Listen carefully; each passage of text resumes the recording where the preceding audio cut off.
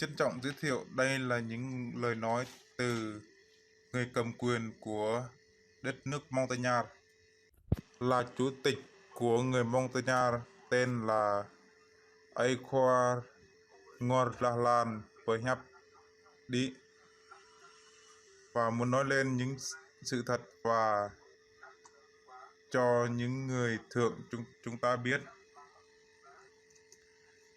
Người Mờ Nông, người Cờ Ho, người Ba Na, người Sơ Tiêng, người Ê Đê và người Trai thân mến,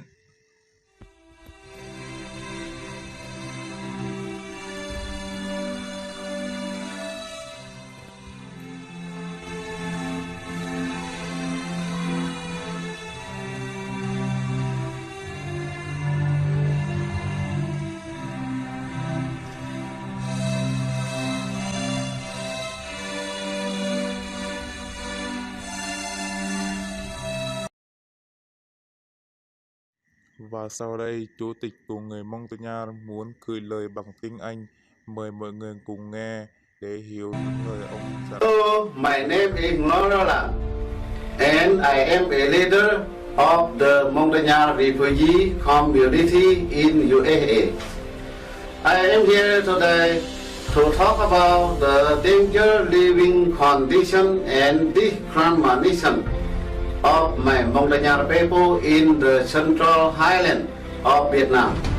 My community and my Montagnard people in Central Highland will stand up and fight until we, number one, place human rights people in the Central Highland. Number two, receive freedom. Number three, obtain our right to land back. Number four, control our own country. Number five, release all of the wrongfully imprisoned.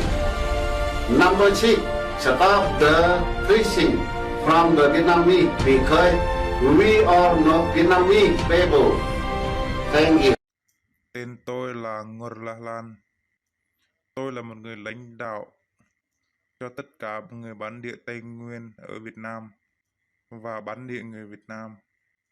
Tôi xin chào tất cả những người bà con trong làng và cô chú bác gần xa. Bây giờ tôi xin nói những người mà Việt Nam Đảng Cộng sản đàn áp người thượng Tây Nguyên ở Việt Nam. Đất đai chúng ta bị hết người Cộng sản chiếm đoạt. Ruộng đất chúng ta cũng mất hết đi rồi. Hỡi những con cháu thân mến của tôi ơi! Chúng ta biết đấy, những lời Thiên Chúa và theo đạo Tin lành của chúng ta cũng đã mất đi rồi. Bởi vì thế tôi đã đến đất nước Hoa Kỳ và nhóm nhỏ của tôi đến tìm hiểu những người quốc tế tại Hoa Kỳ để kêu gọi sự giúp đỡ, để cần được sự tôn trọng tôn giáo, Tin lành của chúng ta. Điều thứ nhất, chúng ta cần phải có những sự tự do, tín ngưỡng tôn giáo tại Việt Nam. Điều thứ hai, chúng ta muốn lấy lại đất rẫy của chúng ta tại Việt Nam.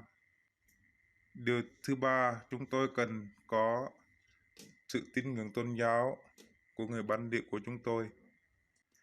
Điều thứ tư, chúng tôi cần phải có đất nước riêng và quyền cai trị tự riêng của chúng tôi. Điều thứ năm, chúng tôi không cần Đảng Cộng sản ở với chúng tôi, không cần Đảng Cộng sản đàn áp chúng tôi thường xuyên như bây giờ. Bởi vì chúng ta không phải là những người con cháu của họ, và chúng ta là người con cháu của Israel. Điều 6, hỡi bác con ơi, đừng nên quên những sự cứu nước của chúng ta vẫn luôn luôn vươn lên để kêu gọi quốc tế giúp đỡ. Chúng ta vẫn luôn chờ đợi để sự giúp đỡ của Liên Hiệp Quốc. Xin trân trọng cảm ơn quý vị đã nghe. Trước tiên tôi xin tạ ơn Chúa và cảm ơn những người đang xem. Tôi cần nói ra cho tất cả chúng ta biết để biết ai là người lãnh đạo của người Montagnard chúng ta. Tên ông ấy là Ngorlalan. Ông ấy cố gắng làm việc để cứu những người thượng của chúng ta, bắt đầu từ ngày 2 tháng 2 năm 2001 cho đến bây giờ. Tôi cần mọi người biết và được quốc tế chấp nhận ông ấy làm người lãnh đạo của người Montagnard. Ông ấy luôn chạy theo những con đường để xin cứu rỗi từ quốc tế, để kêu gọi sự giúp đỡ từ quốc tế và cho sự tự do cho đất nước của chúng ta. Xin mọi người hãy nghe những lời tôi dặn dò cho mấy anh chị biết. Bây giờ chúng ta đã có những người lãnh đạo cho Montagnard thật rồi. Mọi người hãy cố gắng để làm việc phục vụ cho đất nước của chúng ta. Cảm ơn những buôn làng của tôi.